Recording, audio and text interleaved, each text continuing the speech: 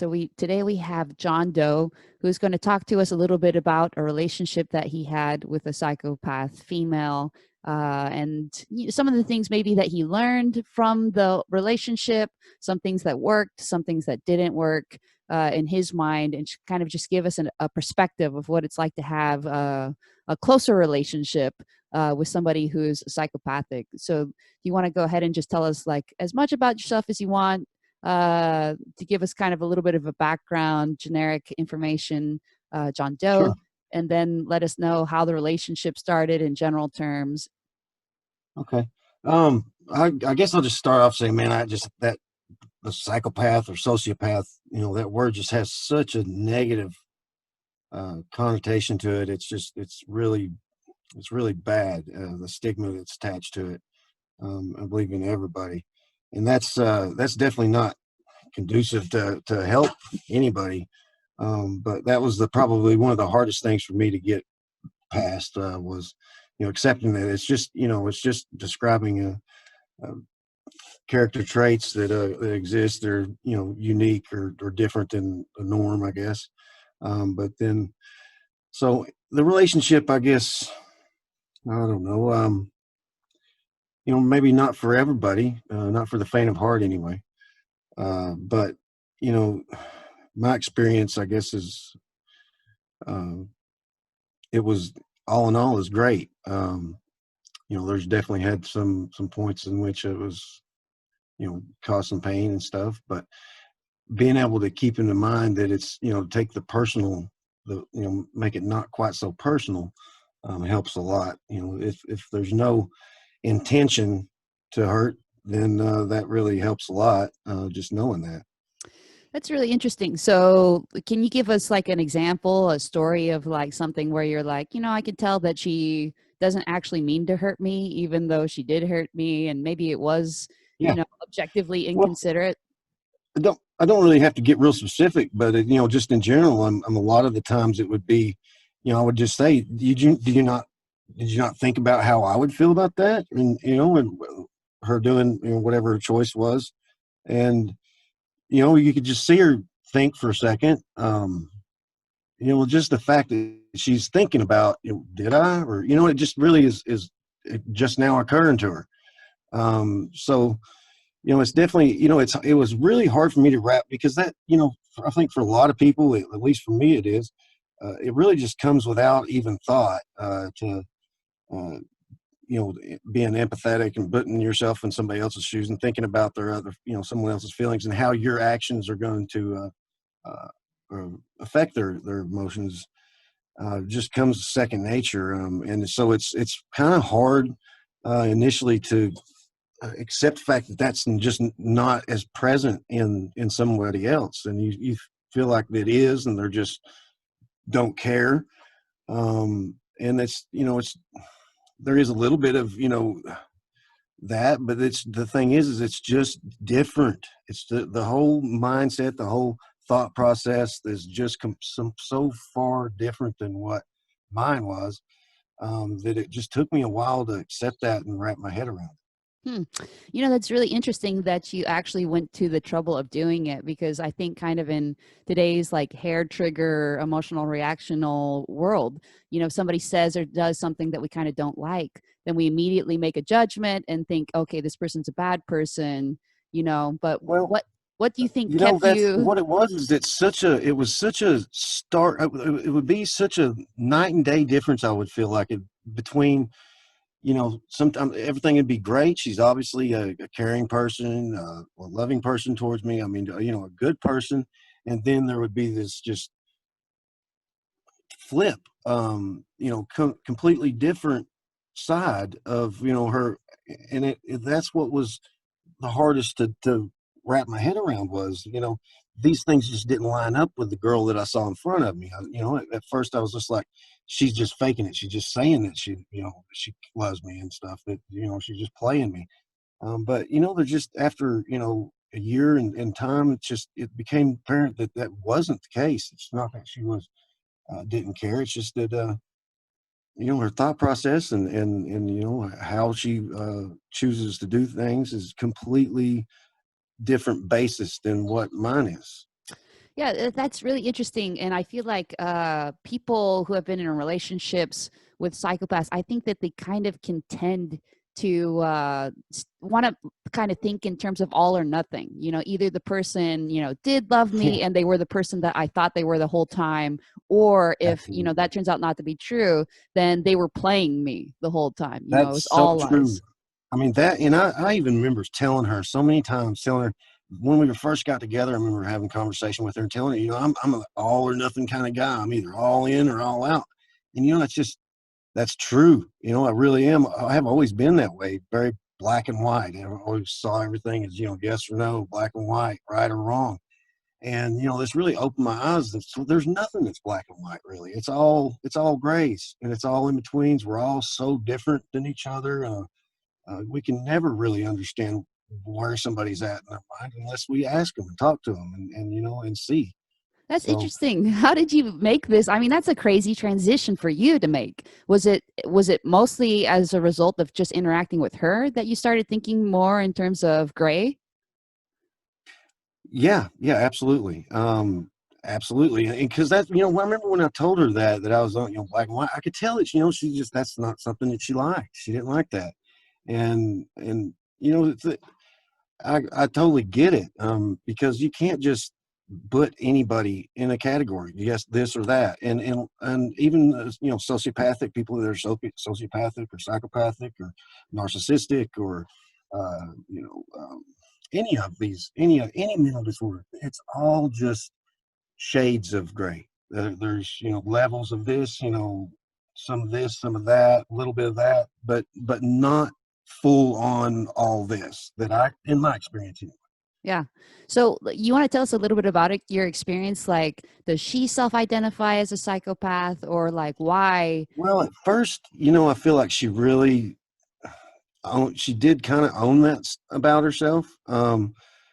When I first met her, I mean, she was just so open about you know things about her and her past and things. You know, told me things that you know clearly I would think that she would not want to tell someone if she didn't, you know, own that about herself. But then, you know, time happened, relationships happened, and a lot of you know that judgment on my part was present, and I got to own that probably shut down that in some ways. And also, you know, we got pregnant, we had a daughter, and I think that you know there were some mistakes she made during the pregnancy, maybe that you know now that she didn't feel good about, and that you know at the time was you know just the way she was used to making choices, but Right. you know a baby a child you know the love for a child will really changes things, and I remember telling her that um I knew because this is my second daughter, Mhm. and I couldn't wait to see what that love that she's going to have. I couldn't wait to see what it did to her because I knew it would change her, and it certainly has. um You know, there's nothing like the motherly, you know, the love a mother has for a child to definitely kicks things in gear. And but unfortunately, instead of her um, being more open and embracing it and trying to just explore it and discover it, which is what I was trying to encourage her towards, she was more along the lines of trying to just shut it down, pretend it's not there, act as if it's not a real thing, and you just can't deny yourself. You can't deny who you are. It's going to come back. There's just no way around it. But by accepting something and saying what something is, the reality of it, like we said yesterday, you know, just doing that changes everything. Yeah. I Um, I totally agree. And in fact, I went through an experience kind of like this. My girlfriend Aria has been through an experience with like this. She's also psychopathic, where it's like almost kind of like we're used to thinking in gray, but then we'd go through this kind of like black and white experience in which everything is black and white. For her, she got like mhm. really kind of morally judgmental and was like, you know, other psychopaths are bad, I'm the only good one, kind of Yeah, thing. it's Yeah, amazing how you're just the way you're describing it is just so completely opposite of my, you know, thought processes going into something like this, and it's just it's amazing how different we all are. I Yes. think we should, but there's such a stigma. We all fear what we don't understand, and we need to get beyond that and embrace our differences, because our differences are what gives us strength together. Yes. So when I was going through this process, I got like I'm Mormon, LDS, right? Church of Jesus Hmm. Christ of Latter-day Saints. They like us to say the whole name. But Okay. I was like, you know what? That's fine. I'm just going to be super Mormon. I'm just going to like whatever, and it's funny. I don't think I'm not super Mormon now, but just my idea of what it means to be kind of religious and to be a good person have changed. Back then I was like, I'm just going to shut everything down. I'm no longer going to like one aspect of it was like, I have like same-sex attraction or something. Mormonism is kind of like, you got to deny this, so I'm going to deny this, right? This is getting shut down. And I actually had Hmm. this really bad dream about it, kind of where, like people were trying to come get me, and I was like in a hostage situation. And I was talking to Wow. kind of Yeah. he wasn't a therapist. He was like kind of he was my sleep kind of person, the person who was trying to help me with my sleep at the time. But he was Hmm. like, also like kind of an amateur dream interpreter. And he's like, Okay.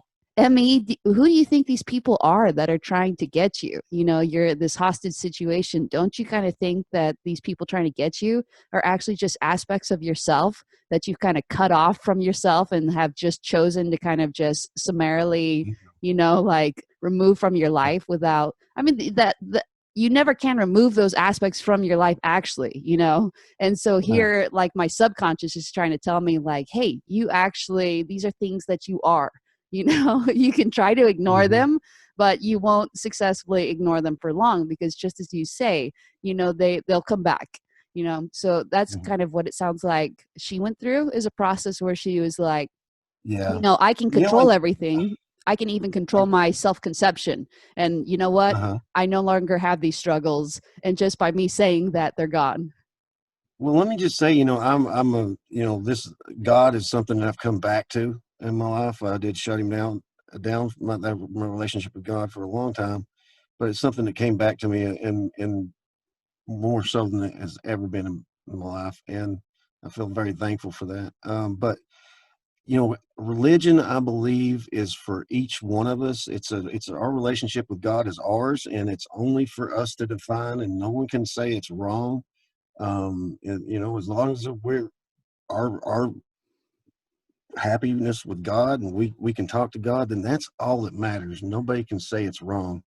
Um, but I gotta say, religion as a whole sure does have a lot of more judgment and ugliness towards this whole group of personality disorders.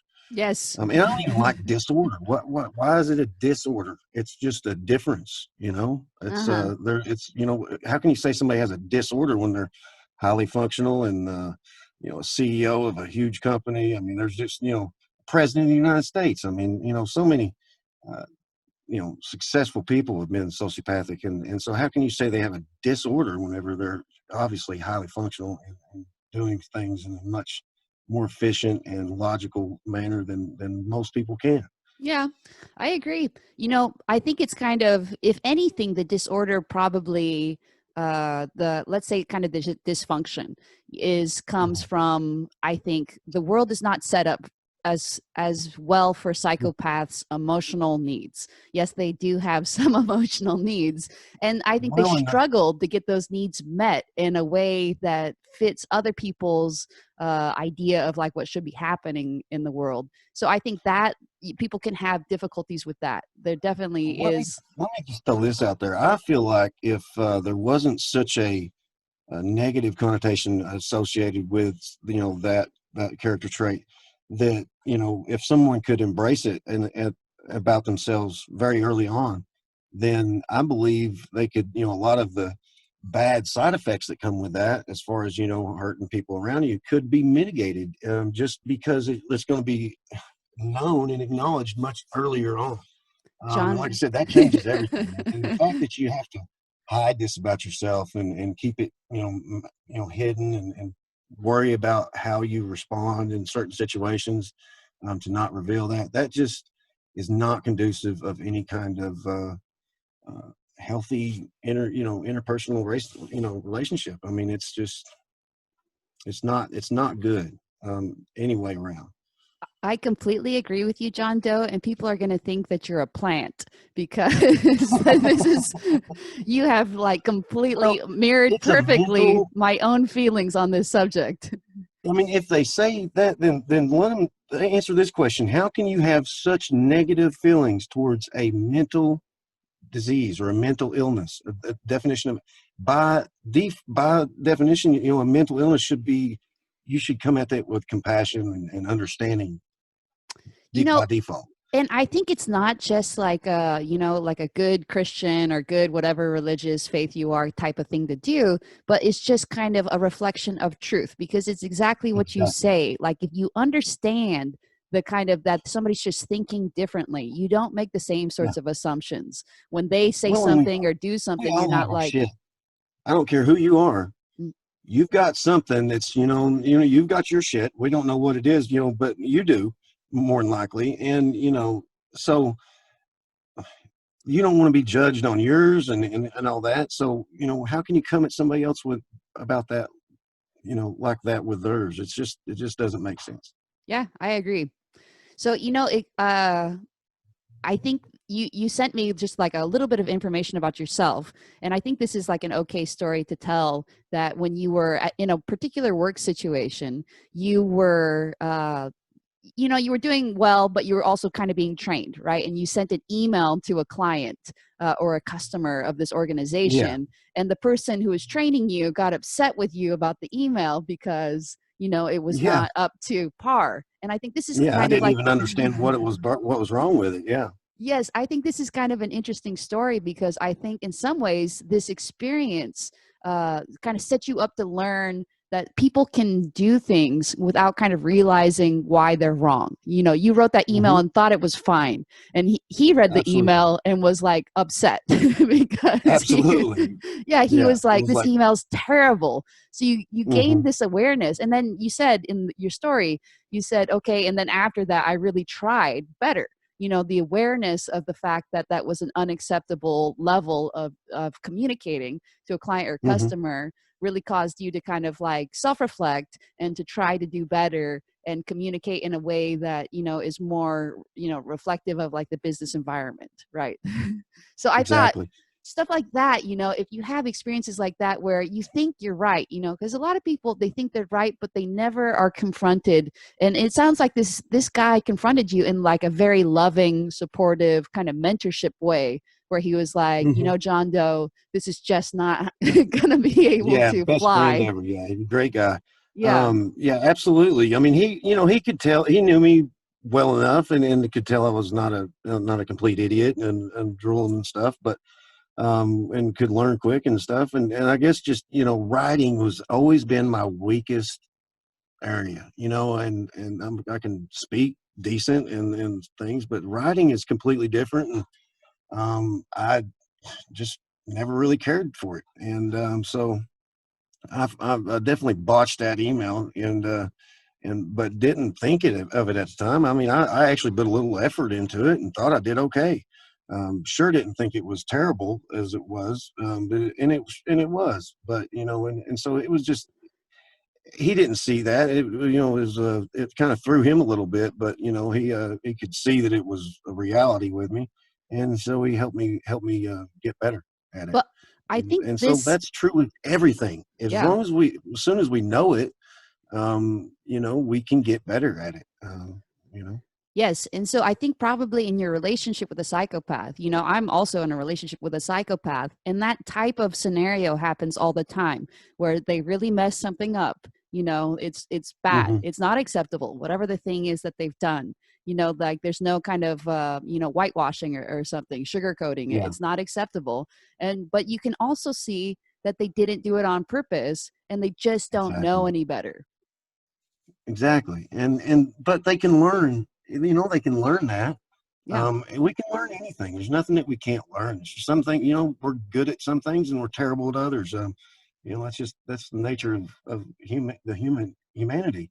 But So we can definitely learn to mitigate, things that cause us issues, as long as we can, try to foresee them coming. And I think that may be, uh, I don't know it. Like I said, a mind so much different mine. I think maybe that you don't maybe have or a much different kind of foresight than I have, because I know that, she could definitely plan things in a way that just blew my mind. The beauty of how she could, I hate to say it, but manipulate things, around her to meet her end.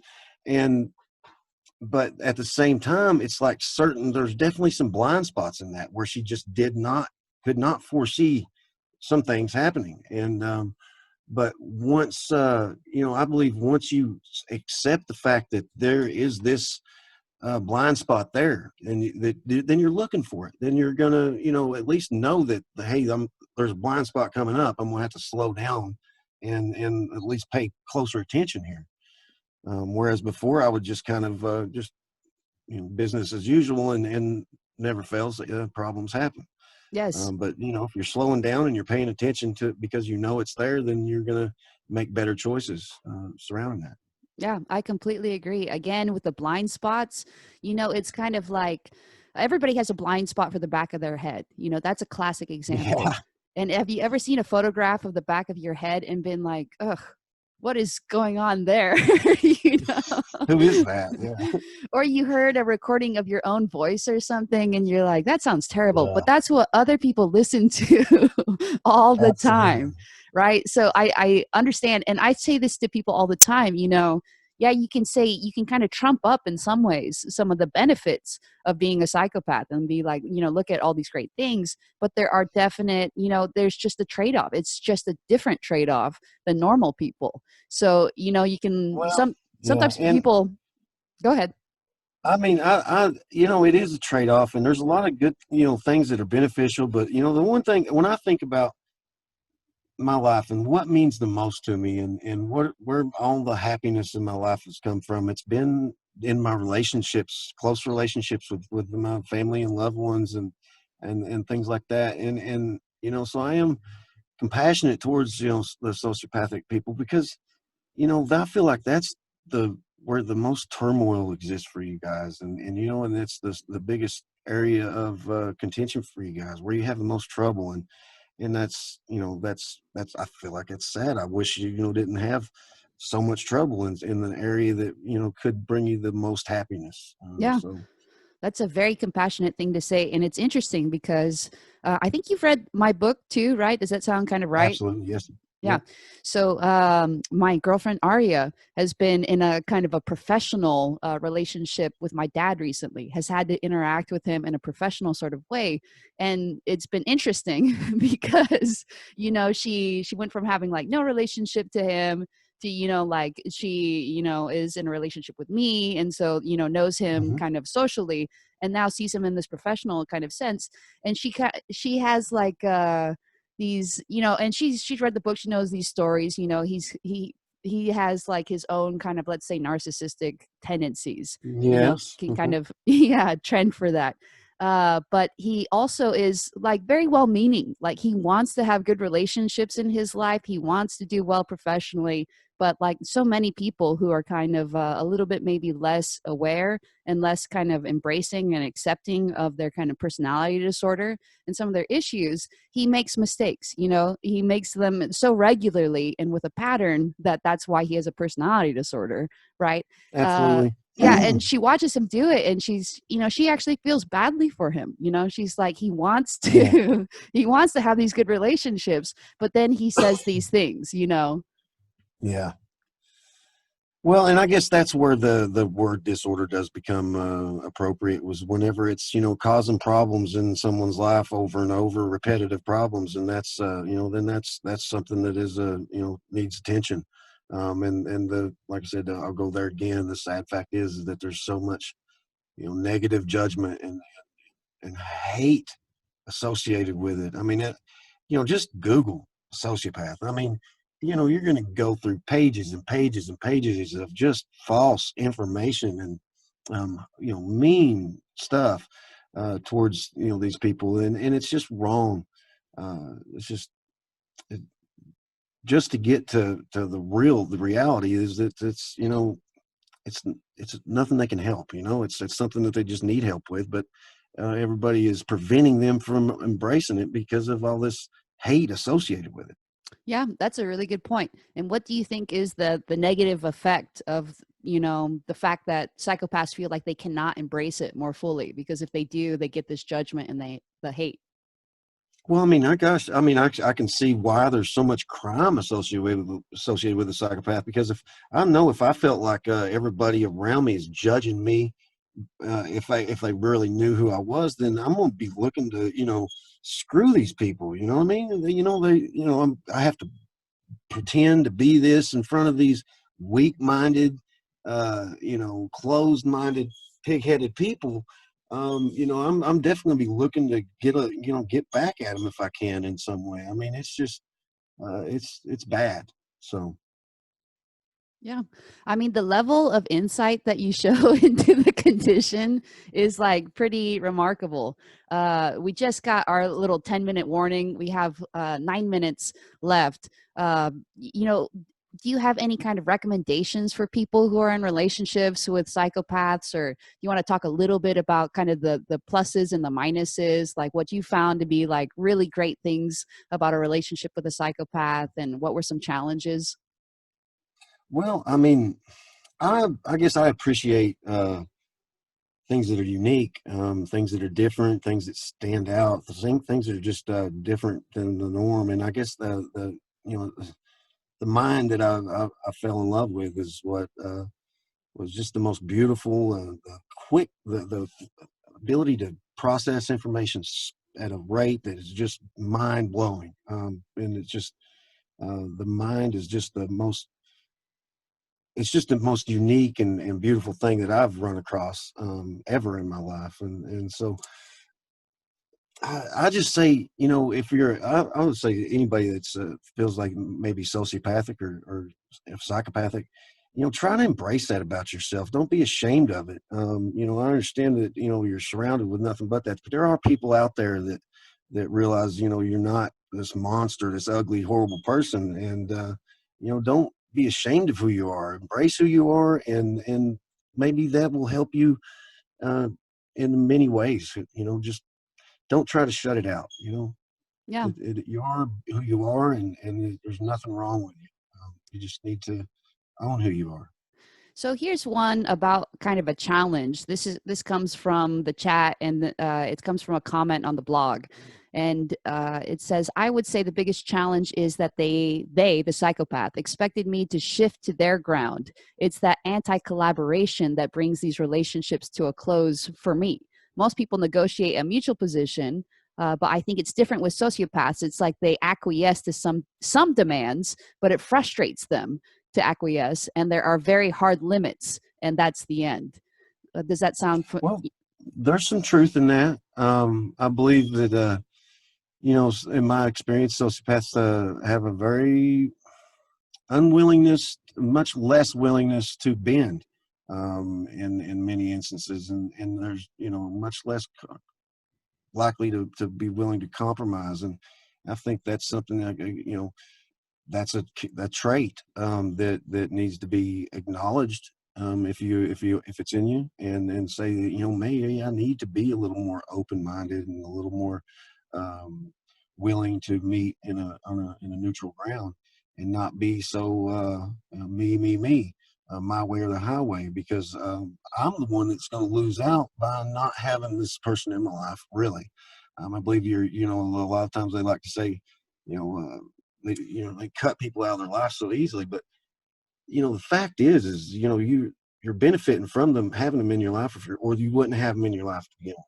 right? And so you should acknowledge that they are beneficial in your life, and try to keep that, even if even when it ends, try to end it in a way that's peaceful, and so that you can still benefit from them in your life in whatever capacity that is. Yeah, that actually is, I think, really good advice. And we've heard before other people that I've talked to who have had, really bad breakups and stuff. And for whatever reason, they didn't seem to care, or were just like, maybe they didn't know how to Ooh, not have a bad breakup. But I think okay. it's a really interesting question about this. Yeah, why are sociopaths so rigid about certain One things? thing I've got to say, as I kind of get it, is because this one point I wanted to make, that I saw in present is defensive posture. None of us like to take criticism, or unsolicited advice, and it always is going to put us straight on a defensive. I look back in my life, and I cannot identify one instance that a defensive posture was helpful for me, Mm, or that didn't lead me in the opposite direction of where I should be.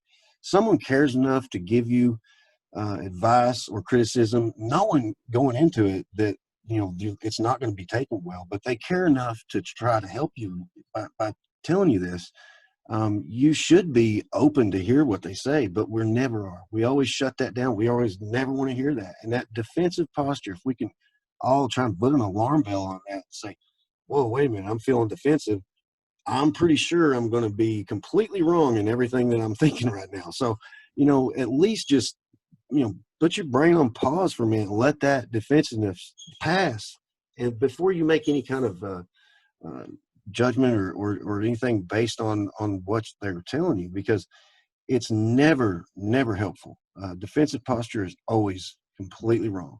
And so if you're ever feeling defensive, know that you need to just wait and wait till it passes, and then make a judgment based on a more healthy emotional state. that's a really good point, and it's one that I think people should be more open to. And I mean, I agree that even sociopaths take a defensive posture, and that. Well, in my experience, I mean, maybe it's different, but she's very defensive, and is very quick to get defensive, very not able to take any kind of criticism or pointing out any kind of things about herself. And I kind of get it, because your existence is hiding this from everybody, and so you're not going to be, you do your best to hide all these things, and then somebody's pointing things out, and you're just not going to be willing uh, to hear that whenever you're spend so much effort into hiding those things. So Oh yeah, that makes sense psychologically, and honestly, just like as from a reputational management perspective, it's like, oh, now this person knows this thing about me, and let me kind of exactly. deny it, or like try to cover it Hmm. up, or maybe Yep. gaslight them a little bit, so There you they're. go. That's a term I've come to know pretty well. Yeah, so they're less certain about this thing, but it really is true, that probably the things, that are being said, the if you're, I think about it in terms of like, sports athletics. If you have soft hands when you're like receiving a football or you're receiving a basketball, not Uh-huh. rigid, not like, bracing for it, but if you're like a little bit more receptive, a little bit more open, then you have a much Hmm. better chance of actually catching that ball. And I think that's kind of true in terms of receiving criticism. I have like a quick tip, for I people love in. that analogy. That's a great way of putting it. I Yeah, like that. Yeah. yeah, soft hands. Yeah, it's from Okay. powder puff football that I learned that. But I think too, I think one thing that may be surprising to you is that psychopaths, even though they like control, and I think they like Mhm. control because for a lot of them they experienced a period in which they did not have control and predictability. So I think for them you have to be especially careful and especially gentle about bringing anything to their attention, about raising kind of these issues, Yeah. about saying anything that might be kind of interpreted as a criticism, and really get them on board. So, one thing I do in my current relationship is always ask permission first. Like, can I say something that's like 3 out of 10 critical, or, 2 out of 10 Hey. Okay. sensitive? Yes. And I think once they say yes, then they still feel like they're in control, even though they're Yeah. hearing this stuff that's a little bit hard to hear.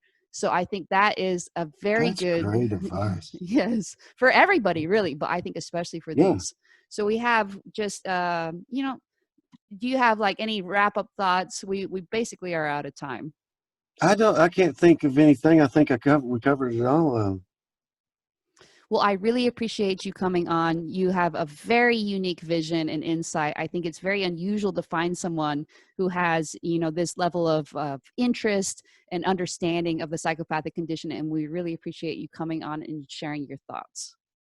I'm glad to. Thank you for your time, and your book and your website is a huge tool for anybody out there that wants to understand something All right, that they everybody. probably don't.